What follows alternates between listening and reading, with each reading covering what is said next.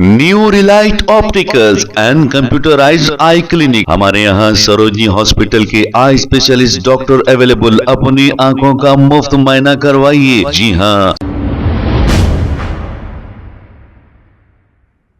अस्सलाम वालेकुम नाजरीन, 7H न्यूज सच को रखे आपके आगे। MBT spoke person Amjadullah Khan Khalid का शानदार इस्तकबाल निजामाबाद में। सलाम वालेकुम, मकबरों को भी सलाम।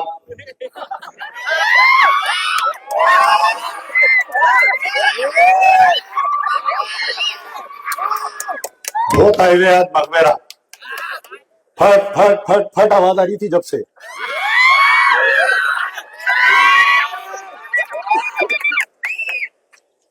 दूल्हे भाई आए हुए हैं तो उनका भी आना जरूरी है। स्टेज पे तशरीफ फरमा नौजवान साथियों, खाइदीन कराम, तवील फेरिस्त है। हमारे अब्दुल खादर साजिद साहब सेक्रेटरी मजलिस बचाओ तहरीक, जनाब बशारत अली साहब डिस्ट्रिक्ट सदर, फारूक साहब सीनियर कायद, Sheikh Amjad Sahab district general secretary, Sheikh Waliuddin Sahab, doctor आज की इस महफिल के नूरे नजर जनाब डॉक्टर अजहरुद्दीन साहब,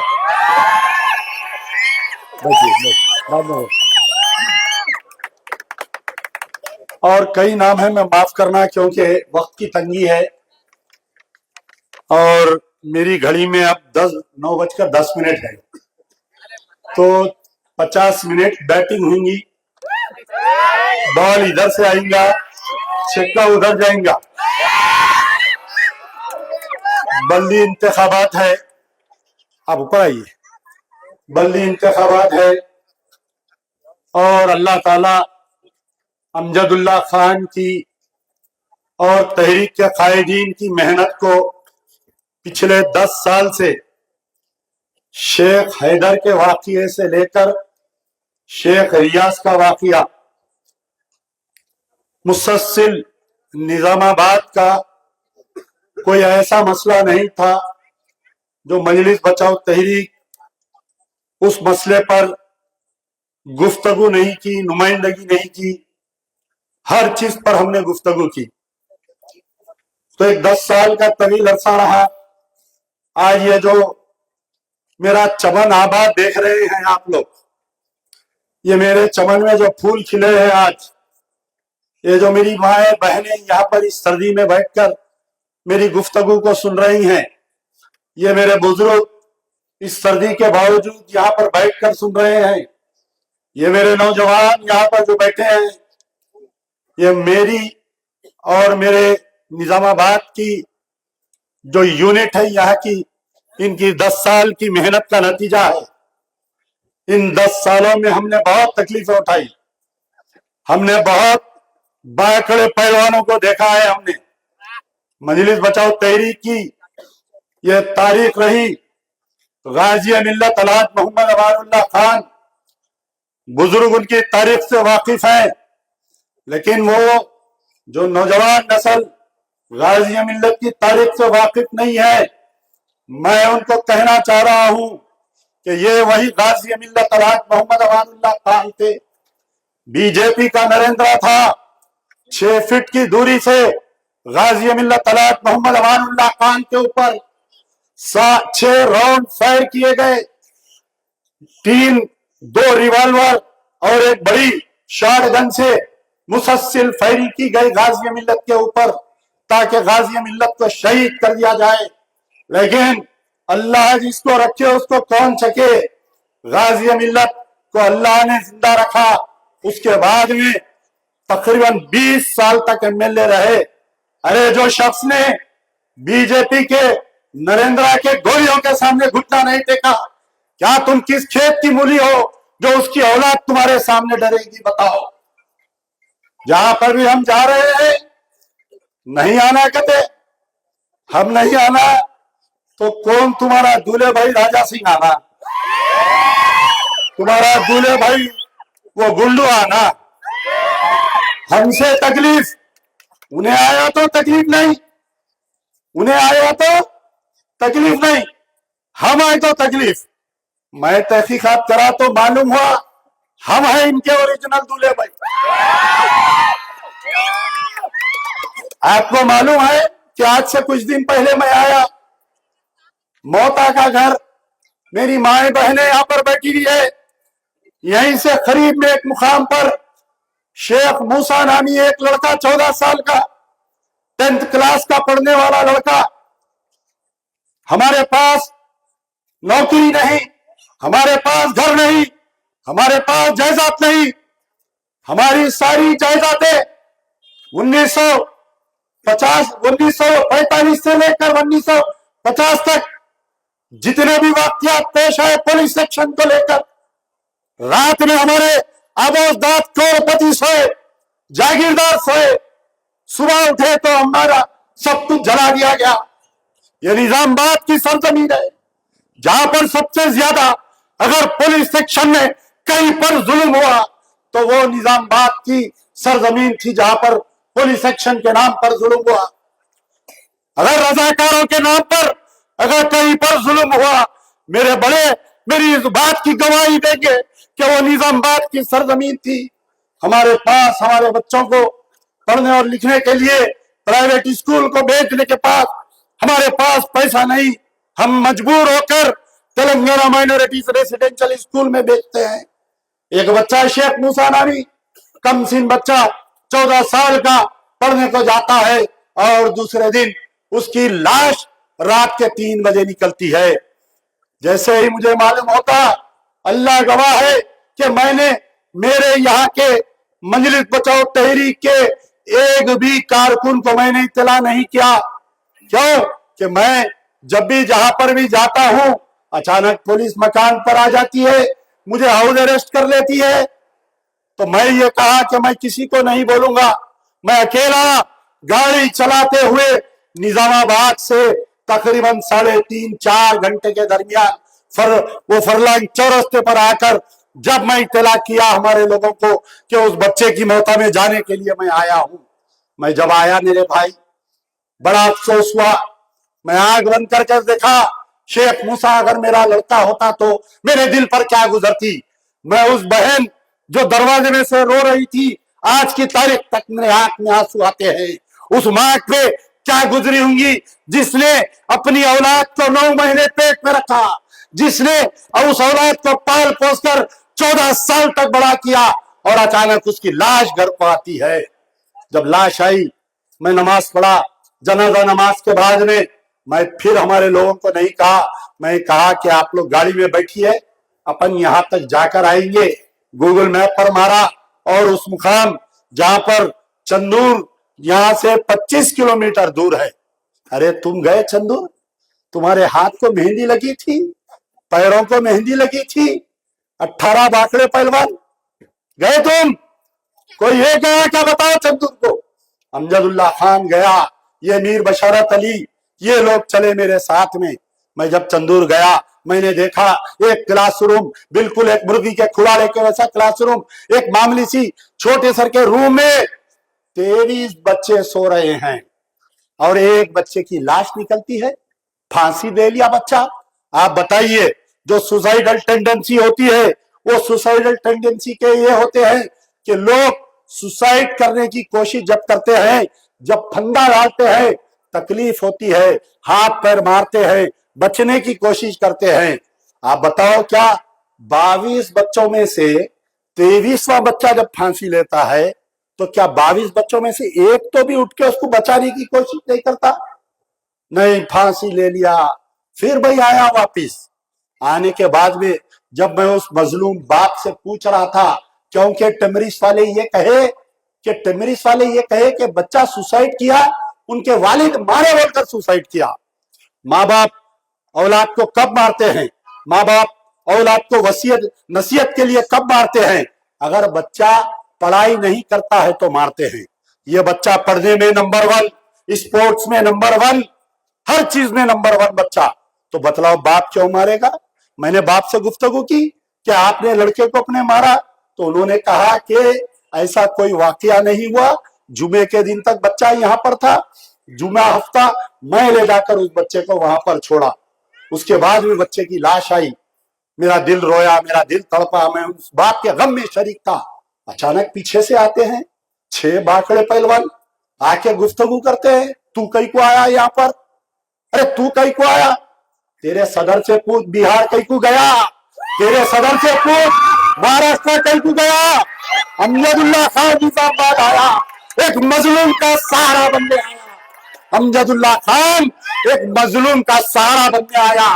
तेरा सदर बीजेपी को जिताने के लिए बिहार गया, तेरा सदर महाराष्ट्र को बीजेपी को जिताने के लिए गया। अमजदुल्ला खान निजामाबाद को बीजेपी को जिताने नहीं, एक मजलूम का सहारा बनने के लिए अमजदुल्ला खान आया। एक मजलूम मां का सहारा बनने के लिए अमजदुल्ला खान निजामाबाद आया। हाँ, तकलीफ हो गई। अमजदुल्ला खान के आने से मसला उड़ गया, सरकारें डर गई, इसकी इंक्वायरी होगी। नहीं नहीं, हमारे सदर साहब सब बात कर लिए, सब दिला दे रहे। अरे अमजदुल्ला खान आने से पहले ये स्टेटमेंट देना था निजामाबाद। अरे अगर बैल अच्छा रहता तो निजामाबाद में बिकता, क्यों नांदेड़ ले जाके बेचते बैल को? ये 18 बैला बेकार निकले तो अमजदुल्ला खान हैदराबाद से आया, तुमको हकारने के लिए आया। क्या किए? पोस्टमार्टम की रिपोर्ट को बदल दिए मेरे भाई, उस मजलूम की पोस्टमार्टम रिपोर्ट को बदल दिए। 1 लाख रुपए का चेक ले जाकर उस मजलूम माँ बाप को दे दिए, नौकरी दे दिए। नौकरी कौन सी नौकरी? टेम्पररी नौकरी। जो लोग पढ़े लिखे हैं समझो मेरी बात को, टेम्पररी नौकरी, कल हुकूमत चेंज हो नौकरी चले जाती।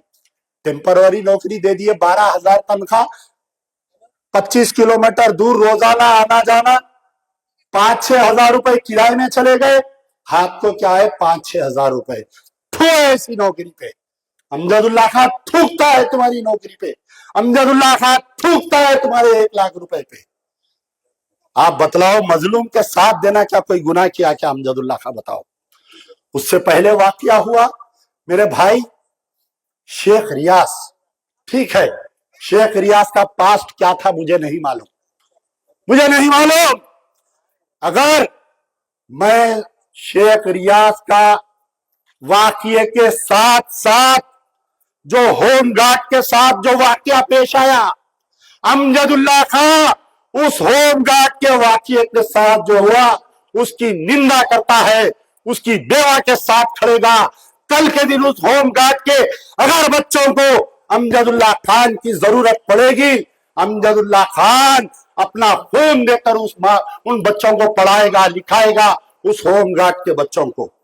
लेकिन अगर शेख रियाज को अदालत अगर फांसी की सजा देती तो अमजदुल्ला खान कुछ नहीं कहता। लेकिन तुम कौन होते बागड़े पहलवान, ले जाके उसको गोलियां मारने वाले?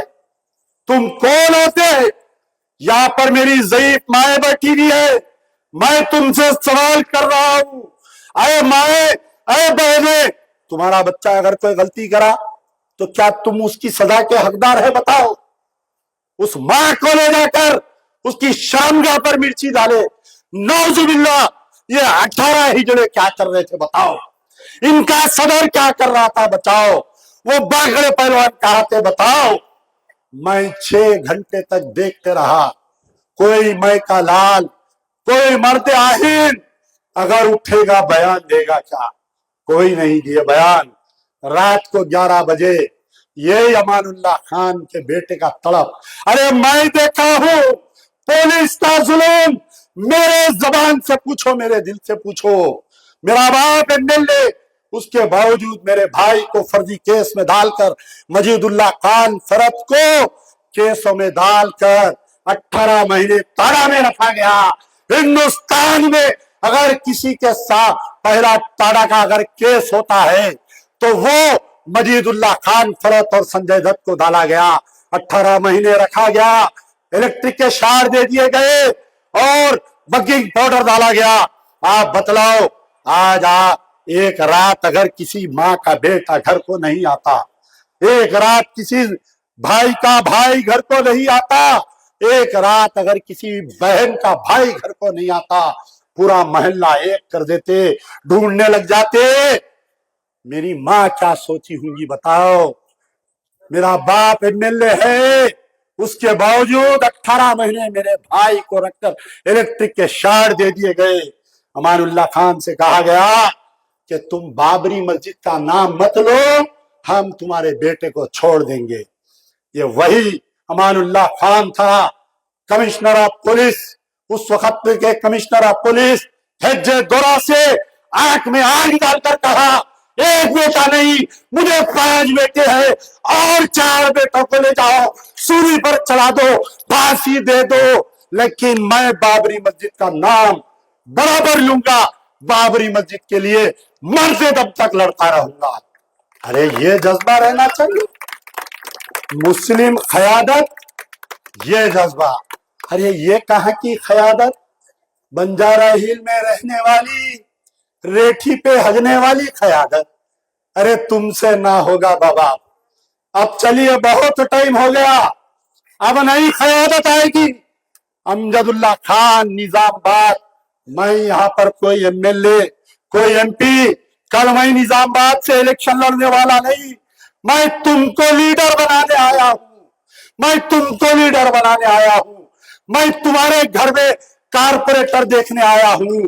कोई राव रेड्डी अन्ना के पास नहीं जाएंगे, मेरा बच्चा कारपोरेटर बनेगा, मेरा भाई कारपोरेटर बनेगा, मेरा डॉक्टर अजहरुद्दीन एक डॉक्टर है, अगर ये कारपोरेटर बनेगा, यहाँ का ये अगर कारपोरेटर बनेगा, आप बताओ, एक पढ़ा लिखा इंसान अगर कारपोरेटर बनेगा, ये पैसे नहीं दे सकता मेरे भाई, ये आपके वोट नहीं खरीद सकता। आप अगर कारपोरेटर बनेंगे तो यहाँ के डॉक्टर है, पढ़ा लिखा आदमी है, ये आदमी पूरे दवाखानों का मायना करेगा, पूरे गवर्नमेंट हॉस्पिटल्स का मायना करेगा। कहां पर नर्स नहीं है, कहां पर एसी टेक्नीशियन नहीं है, कहां पर लैब टेक्नीशियन नहीं है, पूरों को गवर्नमेंट का इलाज करवाएगा। कोई माँ प्राइवेट हॉस्पिटल को नहीं जाएगी, कोई भाई प्राइवेट हॉस्पिटल को नहीं जाएगा। ये अगर कारपोरेटर बनेगा, गोबर चोरी में नहीं कटेगा। ये कारपोरेटर बनेगा, कहीं कहीं पत्ते खेलते नहीं कटेगा। ये कारपोरेटर बनेगा तो कहीं बैठिए, कहीं शराब नौशी करते हुए नहीं कटेगा। मैं गारंटी दे सकता हूं, इसके चेहरे पे अल्लाह की सुन्नत है, सर पे टोपी है, ये तुमको कभी धोखा नहीं दे सकता। फिर इलेक्शंस आएंगे, आपके दरमियान में आना होता या नहीं होता नहीं मालूम। आपके दरमियान में ख्याल रखिए, जरा पानी बटल बात छोड़ो, आप लोग ख्याल रखिए, यहाँ पर हर घर में एक लीडर पैदा होना है। बहुत बना लिए डॉक्टर इंजीनियर, बहुत बना लिए, हिंदुस्तान में तुमको जिंदा रहना है, हर घर में एक वकील पैदा करो। अगर 2 बच्चे हैं, एक को लीडर बनाओ, एक को वकील बनाओ। अब डॉक्टर और इंजीनियर की बहुत हो गए, फिर बनाएंगे देखेंगे, लेकिन हर घर में एक वकील बनाओ। कल के दिन आज बतलाओ यूपी में क्या हो रहा है, आज बतलाओ दिल्ली में क्या हो रहा है। आप दिल्ली में ट्रेन में सफर नहीं कर सकते, कोई बुर्खापोश खवातीन दिल्ली में ट्रेन में सफर नहीं कर सकती, कोई उत्तर प्रदेश में गाड़ी में सफर नहीं कर सकता। जब हादसात होते मैये लोग पूछेंगे कि भाई आप ये हर घर में वकील क्यों बनाओ बोल रहे हैं, क्यों कि अगर कल के दिन कौम को किसी की जरूरत पड़ेगी, कुछ अच्छा और बुरा होगा, तो ये तुम्हारा बेटा जो वकील रहेगा जाके पुलिस थाने में उनकी आंख में आग डालकर बात करेगा और तुमको इंसाफ दिलाएगा। बहुत 9 साल थी बीआरएस गवर्नमेंट, ये वार्ड बड़े अफसोस का मुकाम है। ये वार्ड 2 मेयर गुजरे यहाँ पर, एक हमारे धर्मपुरी संजय यहाँ का मेयर था, 5 साल मेयर था, कांग्रेस की गवर्नमेंट थी, राजशेखर रेड्डी चीफ मिनिस्टर था। इसका बाप चीफ मिनिस्टर राजशेखर रेड्डी से बहुत करीब था। आप बताइए, अगर संजय की जगह मैं रहता, बखुदा मेरा वार्ड जाकर देखिए, अल्लाह ने तुम्हारे भाई को 2 मर्तबा कारपोरेटर रहने का मौका दिया। 5 साल चंचल गुड़े का कारपोरेटर रहा, 5 साल आजमपुरे का कारपोरेटर रहा। जाओ जाकर देख लो मेरा एरिया कैसा है। शायद वो इलेक्शन होके आज 10 साल होने को आ रहा है, वहां पर पानी फर्स्ट फ्लोर पे आता है। पानी जो गवर्नमेंट नल से पानी आता है वो फर्स्ट फ्लोर पे आता है। वहां की सड़कें देखो जाकर। अगर उसके बाद में आज अब मौके, क्या नाम है लेडी का कारपोरेटर, नीतू किरण, उसके हस्बैंड का नाम क्या है, शेखर। हर थोड़े दिन को कहीं भी तालाब पे या नाले पे या कहीं घड़ा तोड़े। मैं आया था आज से कुछ दिन पहले यहाँ पर। कहां पर तोड़े थे वो घड़ा?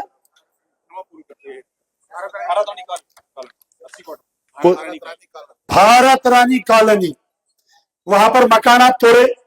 तकरीबन 100 मकान तोड़े। 80 मकान मुसलमानों के थे। कौन बेचे बाबा वो मकान? ये मेयर का शोहर बेचा नहीं बेचा? बताओ आप। इन्हें बेचा ना वहां पर। इन्हें बीआरएस में था। जैसा मकाना तोड़े, लोग कंप्लेंट करे, केस बुक करने की कोशिश करे, जाके मोहम्मद अली शब्बीर के सामने ठहरिया। फोटो आई ना मोहम्मद अली शब्बीर के साथ? इसकी फोटो आई नहीं आई? मैं फोन किया शब्बीर साहब को, बोला शब्बीर भाई ये आपके बाजू के मेयर का मियाँ कैसा? इन्हें तो लैंड ग्रैबर है। इन्हें मासूम मुसलमानों को धोखा दिया, नाले नदियों के जमीन बेचाया। इसको पूरे पैसे वसूल करके वापिस करो कांग्रेस पीरियड में लेने से पहले। और ये किरण, ये आखिरी किरण है। अब इसके बाद में कोई किरण नहीं। अब इसके बाद में अजहरुद्दीन रहेंगे। अब ये आखिरी किरण है। किरण खुदाफिज, अजहरुद्दीन जिंदाबाद। बोलो है नहीं आप लोग साथ में? बताओ। नहीं, वो चिचा हाथ में उठा रहे। हाँ, नौजवान का वोट 1 वोट, चिच्चा के 10 वोट। अब समझ जाओ, चिच्चा हाथ उठा दिए। मुबारकबाद दे दो इनको अभी से। दे दो इंशाअल्लाह। अजहरुद्दीन साहब, ऐसा लावा लाऊंगा निजामाबाद में, ऐसा इनकलाब लाऊंगा, पूरा तेलंगाना परेशान हो जाना। जब कारपोरेटर काउंसिल के लिए निकलेंगे घर को जाने के लिए, तो सारे लोग परेशान होना। और एक एक कारपोरेटर से लाइट वाले परेशान, बल्दिया वाले परेशान, वाटर वर्क्स वाले परेशान। 5 साल तक हुकूमत को डांस करवाना है या नहीं है? आप बताओ। ऐसा कारपोरेटर नहीं, अल्लाह दिया कोई बाहर से कमा के लाए, एक घर खरीदे, घर बना रही, फौरी कारपोरेटर साहब आ जाते, हिसाब करते कितने का घर बना रही, क्या कर रही, हिसाब करके लाओ पैसे दियो, नहीं तो बल्लिया वालों को भेजते, टाउन प्लानिंग वालों को। ये एक निजामाबाद का रोना नहीं है मेरे भाई, ये रोना हर जगह का है। जहां पर मिल्लत मिल्लत मिल्लत, इस्लाम खतरे में, मिल्लत खतरे में, आपका भाई है, नमक का कंकड़ है, फिर आखिरी में रोते दोनों भाया। रोते ना, कैसा रोते? शेरवानी उठा के खिलवत के मैदान में देखे ना, दोनों भाया रोते 5 मिनट के लिए, खौम को रुलाते 5 साल के लिए। अब बाद में हमारे नौजवान फोन करके, भाई पुलिस का जुल्म हो रहा। आपको मालूम निजामाबाद में ट्रैफिक पुलिस वाले कितने चालानात कर रहे हैं लोगों को? मालूम आप लोगों को कितने चालानात हो रहे हैं? बताओ आप। पुलिस डिपार्टमेंट, अन्ना हमारे जो चिन्नन्ना आके बैठे ना, रेवंत अन्ना फुट छोटे, तो चिन्नन्ना के पास पैसे नहीं है देने, सरकारी तनख्वाह देने, खजाना खाली है। मामू पूरा खजाना खाली करके गए, पूरा बांट दिया मामू, पूरा डेप्ट में रख के गए। तो चिन्नन्ना बोले, मियाँ पुलिस वालों क्या बोले? चिन्नन्ना कमाओ खो जाओ। क्या बोले? अब इन लोग किसको खुजा रहे हैं? आवाम को खुजा रहे। ठीक ठीक ठीक ठीक, जहां बने वहां फोटो नहीं कमाना है ना बाबा, इनका क्या कसूर? ये गरीब पुलिस वालों का क्या कसूर? तो आज कितने ट्रैफिक चालानात हो रही, हैदराबाद का वही हाल है, साइबराबाद का वही हाल है, रच्चाकोंडे का वही हाल है, करीमनगर का वही हाल है, निजामाबाद का वही हाल है, आदिलाबाद का वही हाल है। Telangana state has become the challan state for the police department, challan state. अब भाई ये लाइट वालों की जगह इन्हों जाते नहीं जाते, बड़े मियाँ नौकरी से घर को आ रहे हैं, 1000 रुपए चालान हो गया। बड़े मियाँ को भी नहीं मालूम होता, स्लो पॉइजन रहता है। कब आती ये बिल? 1 महीने के बाद में घर पे आती, आपकी गाड़ी पे 4000 चालान है कहते। मैं बोल रहा हूं मेरे पे क्या गुजरी सुनिए आप। ये पिछले 1-1.5 महीने में तकरीबन 4 बार आया मैं, मेरे साथ 2-3 गाड़ियां आ रही। जब आ रहा हूं मैं निजामाबाद, आते वक्त एक गाड़ी पे आते वक्त 1000 रुपए चालान, जाते वक्त 1000 रुपए चालान। 40 चलाना कहते। 40 कैसा चलाना बोलो आप? हाईवे पे कोई 40 चलाता बताइए आप? नहीं, इनके घर वाले पेट से है क्या मेरी गाड़ी में बैठे हुए? आप बोलो हल्लू चलाने का वास्ते। आप हाईवे है 80 चलाता, 100 चलाता। आजकल के गाड़ियां जो है नहीं, जाते वक्त 1000 रुपए, फिर वापिस जाते वक्त 1000 रुपए। आज भी पड़ा चालक। तो मैं बोला, मैं फिर रिसर्च करा। देखिए मैं कोई चीज जब बोलता हूं ना, पूरे फैक्ट्स एंड फिगर्स के साथ बोलता हूं, मैं ऐसा लफबाजी नहीं करता। मैं वो नहीं बोलता मेरे पेट में इतने टाके हैं, मेरे को पाइप है, मेरा गुर्दा नहीं है, मेरा फलाना नहीं है। मैं नहीं बोलता, मैं नहीं बोलता बाबा सुफेगा। मैं फैक्ट एंड फिगर्स की बात करता हूं। क्या बोलता हूं मैं? कि चालान। अब आइए लाइट वालों के ऊपर। नहीं, अरे भैया समझ गए ना, उनको कहीं को समझा रहे, वो नहीं है बोले कहते, बोल रहे थे आप। अरे क्या है यार वो तुम भी नहीं, उनको समझा रहे, उन्होंने भी समझदार है, समझ गया उन्होंने इशारे को। अरे निजामाबाद के बच्चे भी यहाँ क्या है, मस्करापना है, समझे नहीं समझे किसके बारे में बोल रहा हूँ, वो भी समझ गए ना। हाँ, ये तो बिपाशा कहते देखो। तो बहरहाल याद रखो फिर से, ये लाइट वालों का जुल्म खत्म हुआ नहीं हुआ। अब आए ट्रैफिक वालों का जुल्म खत्म हुआ नहीं हुआ, लाइट वाले आ गए। आप बतलाओ, क्या जितने घरा वाले यहाँ पर बैठे हुए हैं, कम से कम एक 50% लोगों को लाइट का चालान आ रहा। हर 3 महीने को 4 महीने को लाइट की बिल में 1000 रुपए बढ़ के आ रही नहीं आ रही? बताओ अन्ना क्या बोले, मैं करंट फ्री दूंगा। New Relight opticals and computerised I clinic. हमारे यहाँ सरोजनी हॉस्पिटल के आई स्पेशलिस्ट डॉक्टर अवेलेबल। अपनी आंखों का मुफ्त मुआयना करवाइए। जी हाँ, sun glasses 99 onward, any number glasses from 250 onward, contact lenses any colour ₹99 onward. जो हजरात 60 साल की उम्र से ज्यादा है, हज और उम्रा जाना चाहते हैं, उनके लिए बिल्कुल free number glasses, free home delivery और free eye checkup. New relight optical, Talab Katta, main road, opposite to Baba Bahauddin दरगाह। मोबाइल 9848392127। खबर है शहर की, खबर है गाँव की, खबर है सारी दुनिया की। 7H न्यूज पसंद आए तो लाइक कीजिए, शेयर कीजिए और सब्सक्राइब करना ना भूलें। 7H news.